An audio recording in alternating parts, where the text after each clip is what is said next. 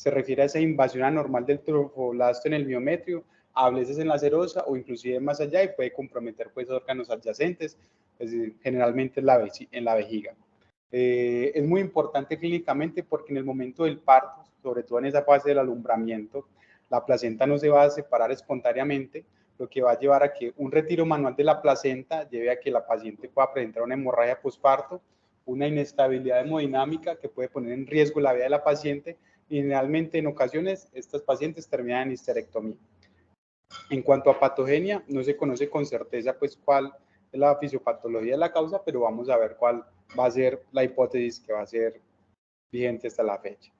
En cuanto a la definición, vamos a ver que ese espectro de placenta ácreta va a ser cuando las vellosidades placentarias de anclaje se adhieren al miometrio, la íncreta penetra en el miometrio y la pércreta es cuando atraviesan el miometrio hasta llegar a la serosa uterina, y vamos a ver que pueden comprometer los órganos adyacentes. Entonces, como podemos ver en la imagen, vamos a ver todo el espectro de acretismo placentario, una incisión normal de la placenta desde la ácreta y después la pércreta.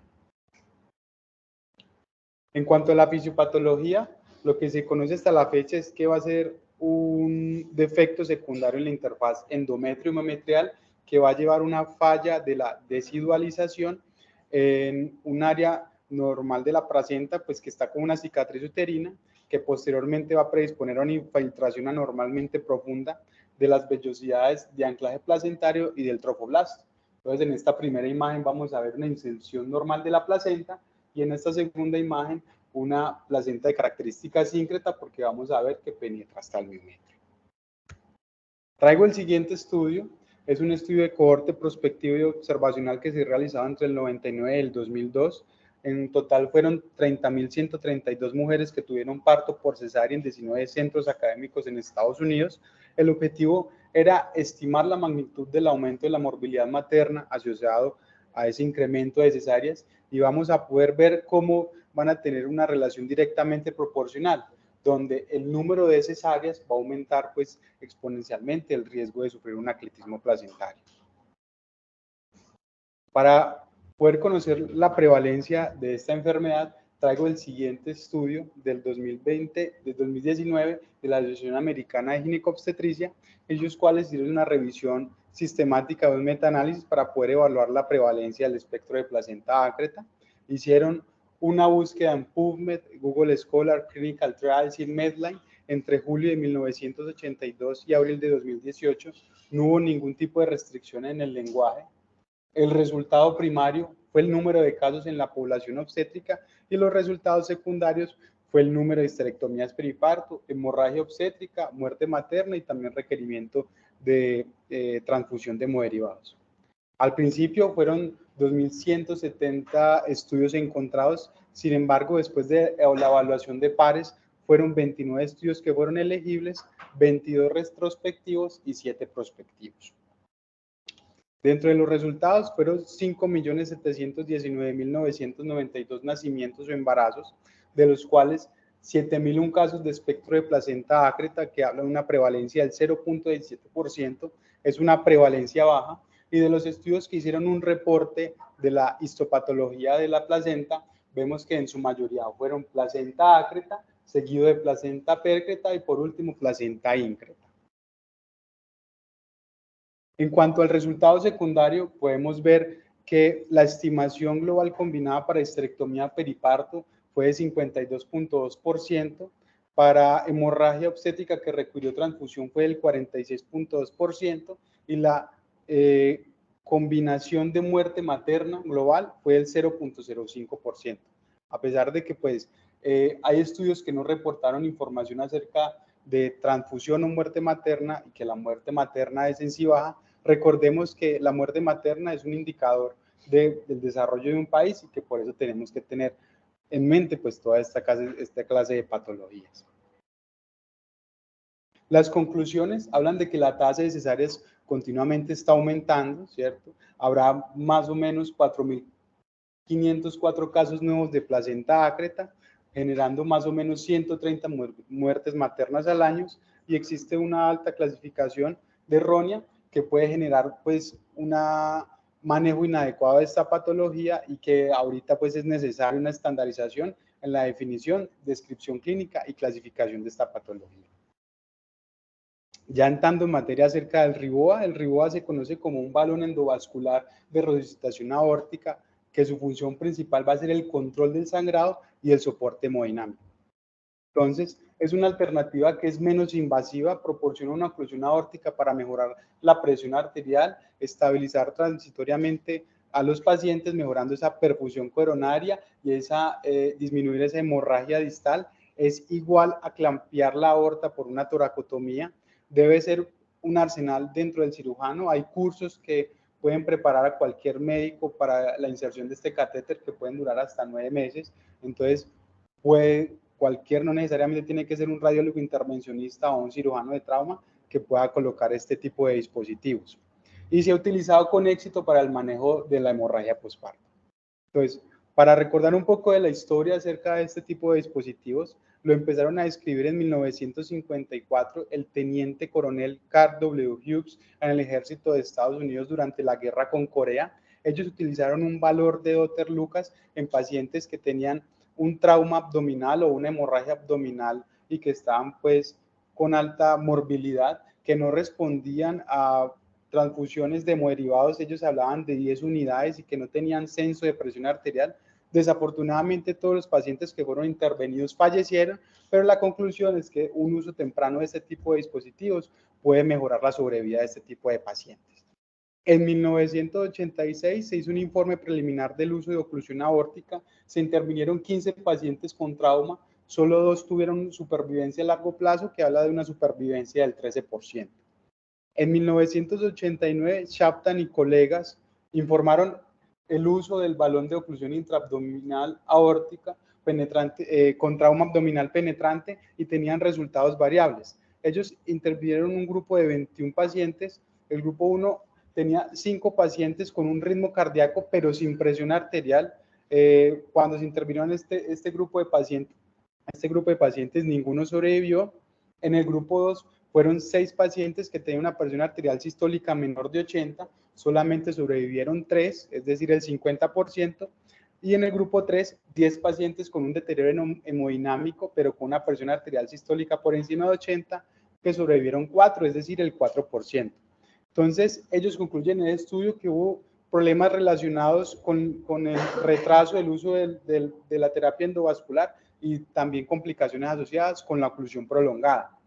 En 2010 se hizo una revisión sistemática del uso del RIBOA al manejo en shock hemorrágico, pero se encontró que este tipo de dispositivos se asoció con una mortalidad del 49.9%, es decir, que no hubo como resultados positivos con la terapia endovascular.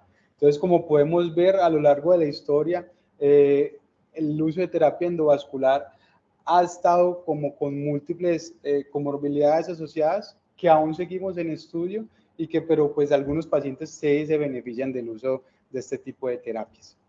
Vamos a ver los catéteres que tenemos disponibles hasta el momento. El catéter CODA, que es un tamaño de 9 y 10 French, requiere una guía rígida para el desplazamiento y vainas de acero de 12 a 24 French para su inserción. Quiere decir que después de su uso va a requerir una reparación arterial. Generalmente es utilizado por cirugía vascular para corregir aneurismas aórticos. El IE RIBOA tiene una aprobación de la FDA en octubre del 2015. Permite el acceso percutáneo a través de una funda de 7 French. Se puede colocar sin guía de alambre y tiene un monitoreo integrado de la presión arterial y marcas para poder definir la distancia y las zonas de oclusión, que lo veremos adelante. Y por último, el RIBOA japonés, que es un catéter de 7 French de poliuretano heparinizado con balón insertado con una guía de 0.025 pulgadas y pues que ahorita pues en nuestro medio no está disponible. Es importante resaltar que estos dispositivos tienen un alto costo, que son pocas las instituciones que tienen este tipo de dispositivos y que en algunos ambientes son reemplazados por balones de contrapulsación aórtica. El primero que tenemos a la derecha es el catéter COA utilizado por cirugía vascular para aneurisma, el IE RIBOA y el RIBOA japonés. Para las indicaciones se basan en la zona de oclusión de la aorta, ¿cierto? La zona 1 que va desde la arteria subclavia izquierda hasta la arteria celíaca, generalmente va a ser utilizado por hemorragias subdiafragmáticas. La zona 2 que está entre la arteria celíaca hasta la arteria renal es una zona de no oclusión porque En ese trayecto salen ramas viscerales muy importantes y la zona 3, que está entre la arteria renal inferior hasta la bifurcación aórtica, que se utiliza generalmente para hemorragias por debajo de la bifurcación. Las indicaciones, vamos a tener como reanimación cerebrocardiopulmonar, aneurisma de aorta abdominal roto, que va a ser una contraindicación relativa, trauma de cuello en zona 1, trauma de tórax en región superior, anterior y posterior y región axilar, trauma abdominal, fractura pélvica, lesiones vasculares y en el tema que nos compete, mujeres gestantes con hemorragia posparto, secundaria acretismo placentario.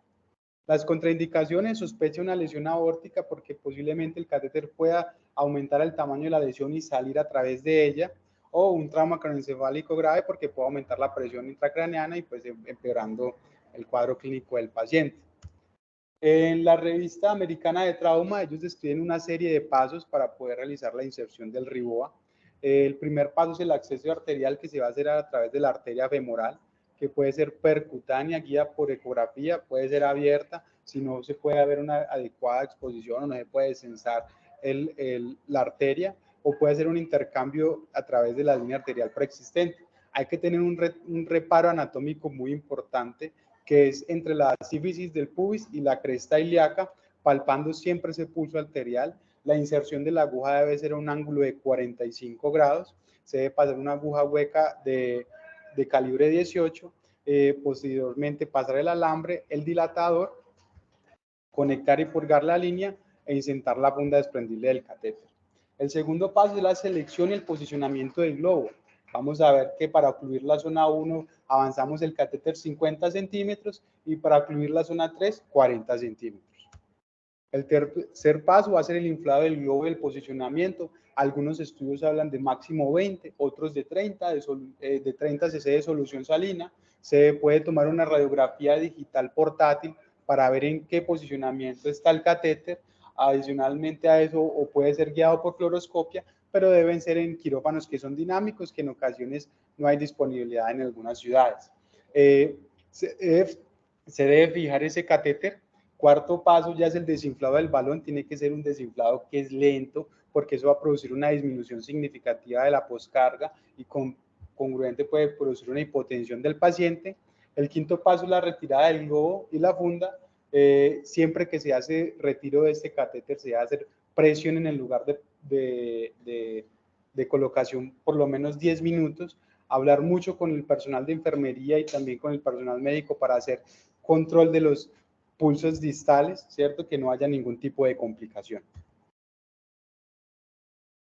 Y les traigo el siguiente video para ver cómo es la colocación del RIBOA. Vemos cómo el paciente tiene una hipotensión marcada, una frecuencia cardíaca entre los límites normales, se pasa la aguja, se pasa el alambre, se pasa el dilatador, posteriormente se purga la línea arterial.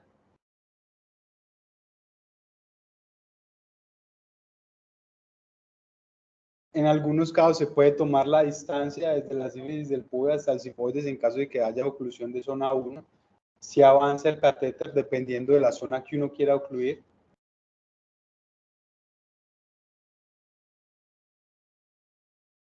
Podemos ver cómo después del inflado va a mejorar la presión arterial del paciente, tanto la sistólica como la diastólica. Durante esa oclusión se hace el procedimiento quirúrgico.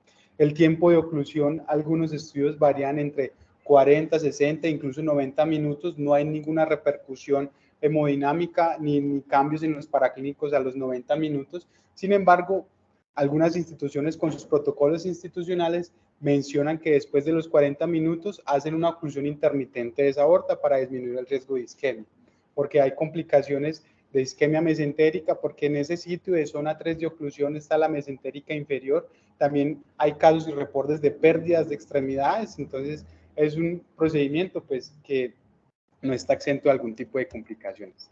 Ya entrando en materia, en un estudio realizado en Cali en la Fundación Valle del Liri, el cual habla de el uso profiláctico del RIBOA en pacientes con acretismo placentario, una serie de reportes de casos y un metaanálisis. Ellos hablan de un método, ¿cierto?, para un registro que tienen de manejo endovascular en placenta mórbidamente adherida. Ellos tienen ese registro desde 2015. en el cual ingresa toda mujer gestante con un diagnóstico de un espectro de atletismo placentario, ya sea diagnosticado por resonancia magnética o por ecografía, y pues que es manejado de acuerdo al protocolo institucional. Adicionalmente a eso, hicieron una búsqueda en la literatura sistemática en el cual buscaron resultados de cantidad de transfusiones y sangrado intraoperatorio y complicaciones asociadas al uso del Riboa. Entonces ellos hicieron una búsqueda en Medline y también en Embase acerca de este tipo de patología. Encontraron 145 casos, pero después de la revisión de pares, solamente 4 estudios fueron incluidos. En los resultados de la serie de casos, 12 pacientes se sometieron a cesárea electiva con el uso del Riboa. La mayoría tuvo un diagnóstico de placenta ácreta. El tiempo de oclusión medio fue de 22 minutos sin complicaciones relacionadas a la inserción. Podemos ver en la tabla cómo el mayor sangrado fue de 6.000 reportado y el menor fue de 500. 5 casos no requirieron transfusión de hemoderivados. Ninguno tuvo algún tipo de complicación al momento de la inserción. Y la edad gestacional y la edad de las pacientes que se sometieron durante ese tiempo en la institución. Para la búsqueda bibliográfica fueron incluidos estudios entre el 2012 y 2017. En total fueron 441 pacientes.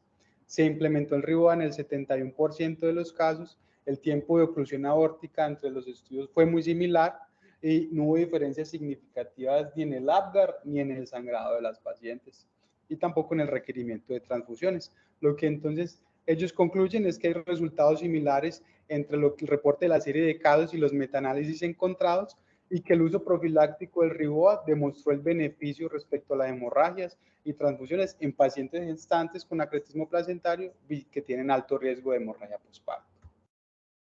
Este es un estudio también realizado en Cali, en Fundación Valle de Lili, en el 2022. Ellos pasan como de una época en que Riboa para todo el acretismo placentario, después Riboa para los que tienen alto riesgo, y después hacen como una estadificación intraoperatoria para ver si la paciente tiene alto riesgo de sangrado. Entonces se hizo un estudio descriptivo y retrospectivo en pacientes que tienen una sospecha de acretismo placentario prenatal entre abril de 2016 y junio del 2020 en Fundación Valle de Lili. El objetivo de ellos era identificar esa necesidad de utilizar procedimientos endovasculares en pacientes con acretismo placentario. Entonces, lo que les mencionaba, el grupo 1 fue de abril de 2016 hasta noviembre de 2018. Todas las pacientes con sospecha de acretismo placentario recibieron tratamiento prequirúrgico con Riboa. El grupo 2, en diciembre de 2018 hasta abril del 2020, ellos hicieron una clasificación topográfica de ese acretismo placentario en imágenes prenatales de ecografía y resonancia magnética. Ellos clasificaron a las pacientes con un mayor riesgo de sangrado que tenían un compromiso en el segmento uterino inferior, en el cuello uterino y el parametrio. Y el último grupo fue el grupo número 3 de marzo del 2020 hasta la fecha, que fue en el 2022. Se hizo una estadificación intraoperatoria para definir el riesgo de hemorragia. Se hacía después de la laparotomía y antes de realizar la histerectomía y la extracción fetal. Entonces, el primer paso en una evaluación parametrial, como muestra la imagen, después de cortar el peritoneo visceral medial a ambos ligamentos redondos, se separaban las dos láminas del ligamento ancho mediante los dedos. Luego se utilizó el acceso digital a ese espacio paravesical para identificar el tejido vascular y definir la presencia de vasos nuevos entre el útero y la vejiga. Después se aplicaba una tracción de la vejiga controlada con pinzas de Alice, se accedía a ese espacio retrovesical y se hacían una ligadura de los vasos que estaban neoformados. Y por último, se hacía una evaluación del espacio vesicuterino, ¿cierto? Mediante la maniobra de Pelosi, que es cruzar los dedos posterior del estado retrovesical, miraban qué grado era la inserción que tenía esa placenta hacia la vejiga y si tenía alto riesgo de hemorragia.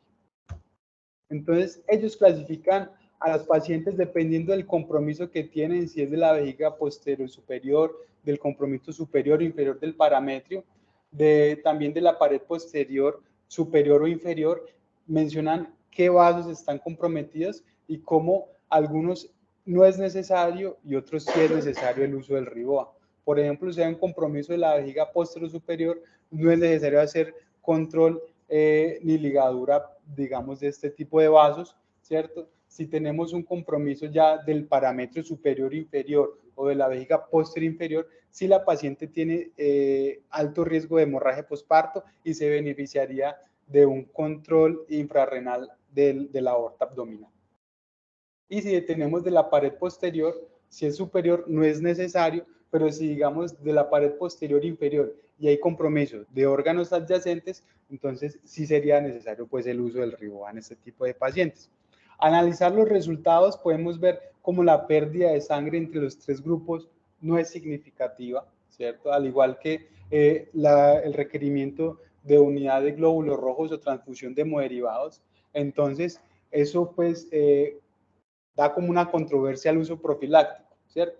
Entonces, teniendo en cuenta que, digamos, estamos en instituciones que en ocasiones la economía no es muy solvente, ¿cierto? Y estos casos de Rivoa son muy costosos. Vemos que el uso profiláctico sería contraproducente, pues contra la viabilidad pues, que tiene el hospital, y que en ocasiones ese uso profiláctico no va a mejorar ni va a tener un impacto en el control del sangrado de este tipo de pacientes. Los resultados, 70 pacientes fueron intervenidas quirúrgicamente. En el grupo 1 fueron 34 casos, grupo 2 20 casos, en el grupo 3 16 casos. Se descartó acretismo placentario durante la cirugía en el grupo 1 de un 32.3%, en el grupo 2 del 30%, en el grupo 3 de un 12.5%. La frecuencia de placenta ácreta en el grupo 1 fue el 20.6%, del grupo 2 del 5% y del grupo 3 25%. Entonces, como conclusión en el estudio, la estadificación intraoperatoria del acretismo placentario permite optimizar el uso del Rivoa y disminuye la frecuencia de su uso sin aumentar el volumen de pérdida de sangre. Entonces, ellos hacen como un mapa mental, ¿cierto? Un diagramita en el cual van a, digamos, a estadificar ese tipo de pacientes. Lo primero es entrenar al cirujano, ¿cierto? No es el que se las sabe todas, que yo soy cirujano de trauma vascular, ¿no? Eso es un entrenamiento que requiere periodicidad, ¿cierto? Porque lo recomendable no es hacer más de una punción en la arteria femoral porque puede generar, son procedimientos que son altamente mórbidos. Preparar los instrumentos requeridos para realización de este, seleccionar adecuadamente ese tipo de pacientes, hacer esa punción de la arteria femoral guiado por ecografía, hacer un chequeo de la localización del balón, ya sea por fluoroscopia, imágenes o en algunas ocasiones con tacto digital si es una cirugía que es abierta. En algunos casos, utilizar lúmenes heparinizados para disminuir ese riesgo de trombosis, definir ese uso inflado del balón, al igual que el tiempo de oclusión, hacer ese retiro del Rivoa dentro del quirófano, hacer un seguimiento vascular y pues evaluar los resultados de la paciente, ¿cierto? Entonces, como conclusión personal, pues el Rivoa todavía está en estudio, ¿cierto? Para el uso de este tipo de pacientes, que beneficia mucho para el control del sangrado y de hemorragia posparto, que tenemos que tenerlo en cuenta dentro del arsenal terapéutico para este tipo de pacientes, pero que vaya a mejorar el uso profiláctico de este a toda paciente con acretismo placentario, pues no. ¿Sí? Muchas gracias.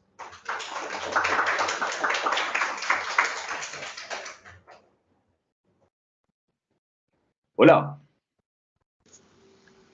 Muchas gracias, doctor Daniel. Muy buena la presentación. Ahí está hablando el doctor. El profesor Díaz, si de pronto... Hola, buenos días, ¿cómo están? Su apreciación, muchas gracias. Buenos días, ¿me escuchan ahí? Espere, profe, que no le estamos escuchando. Ok.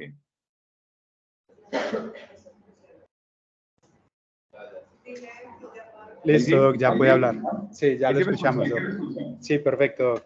Ah, listo. Bueno, Daniel, nuevamente muchas gracias y gracias al grupo de ginecología nuevamente por recibirme. Para mí siempre pues es muy placentero estar acompañando y asesorando este tipo de charlas.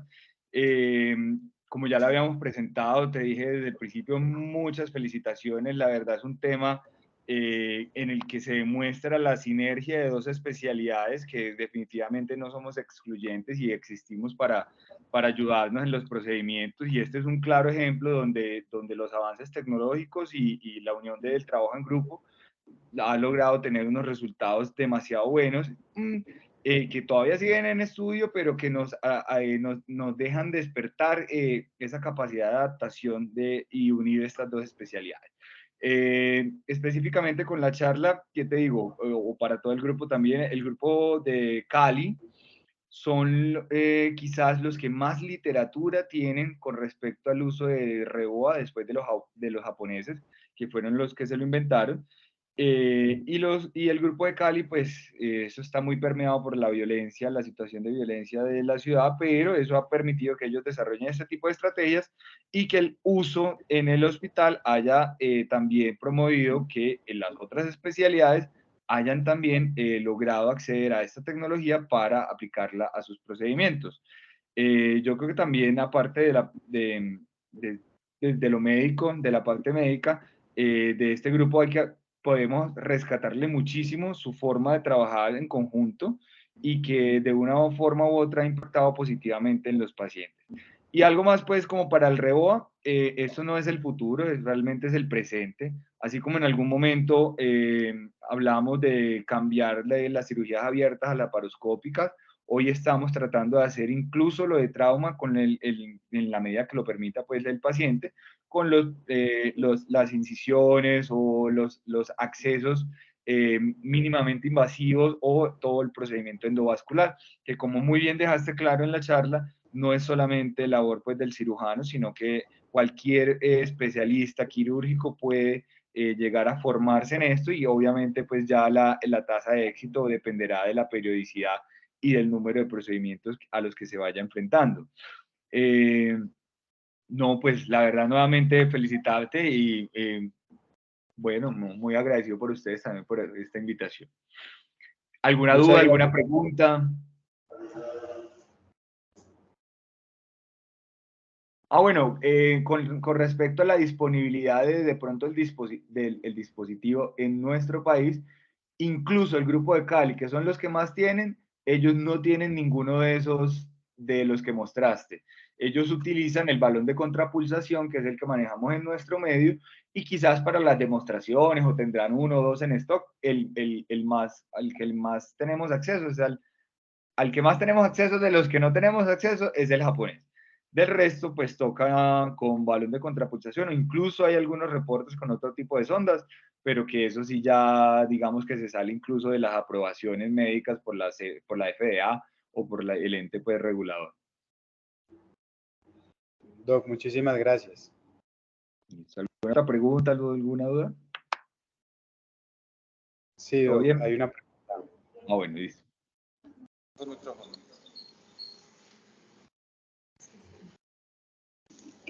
Bueno, primero pues felicitar a Daniel, creo que fue una revisión pues muy completa, muy interesante, y lo que les mencionaba incluso Juanita desde la vez anterior, creo que ustedes como R1 han traído unos temas supremamente diversos acá digamos pues a estas revisiones tan grandes y que se salen como del tema común, y creo que esto es una retroalimentación para nosotros grandísima.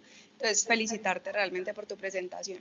Y me queda una pregunta, no sé si de pronto Dani lo leíste o el profe Camilo, cuando hablaban un poco como de los estudios, digamos como del tiempo en el que se sugiere como la compresión que no pasara de 40, algunos a 90 minutos, cuando ya, por ejemplo, los estudios de Cali, que más que todo van con 40 minutos y luego hacer la compresión intermitente, ¿sabes de pronto en esa compresión intermitente cómo se sugiere hacer esa compresión? O sea, ¿qué tiempos se sugieren como para poderlo más que todo, realizar? de una función guiada por metas. Ellos hablan de que el paciente se puede beneficiar por presiones arteriales sistólicas por encima de 60, ¿cierto?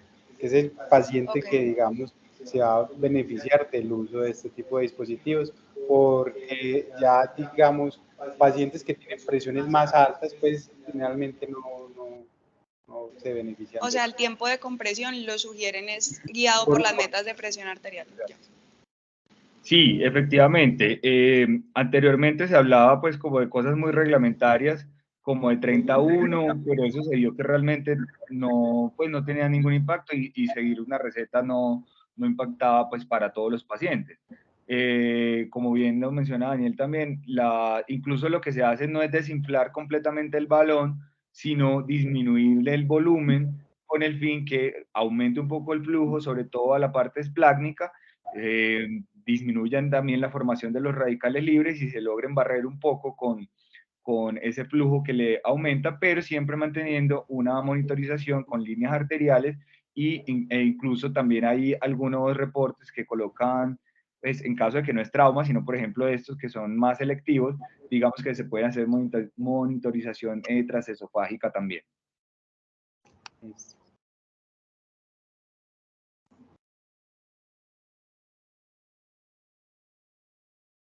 Otra pregunta, comentario.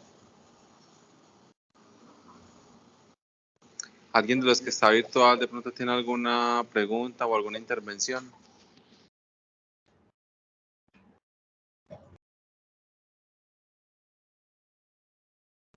Bueno, muchísimas gracias.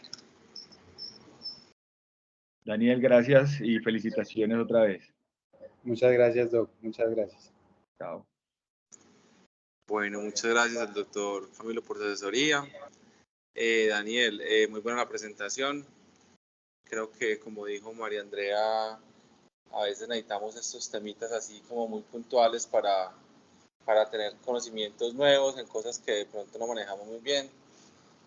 Yo no manejo casi el tema de atletismo, pero sí, los estudios no muestran que haya una diferencia significativa entre usarlo o no usarlo. Yo sé que mis amigos de Cali lo usan de una manera ya mucho más selectiva, pero en otros centros donde se maneja atletismo no hay necesidad de usar reboa y hay otros tipos de control de la pérdida hemorrágica y del control vascular que también son efectivos, como las ligaduras hipogástricas y el manejo del retroperitoneo como tal. Que sí quiero que les quede el mensaje, que la aorta pues básicamente podemos hacerlo de una manera primaria en caso de que tengamos la emergencia y no estemos en el contexto de una cirugía preparada, con un balón profiláctico, que nos entrenemos mucho en las cesáreas y de pronto no sé si en cirugía general también les pueden ayudar un poquito con la compresión manual de la aorta, que nos puede ayudar en los pacientes con hemorragia postparto y hemorragia intracesárea, entonces para que les quede el chip de que nos tenemos que entrenar en eso. De resto, muy bien, no recomendaciones adicionales, a veces de pronto en algunas cositas poner la referencia bibliográfica y de resto todo súper bien, felicitaciones.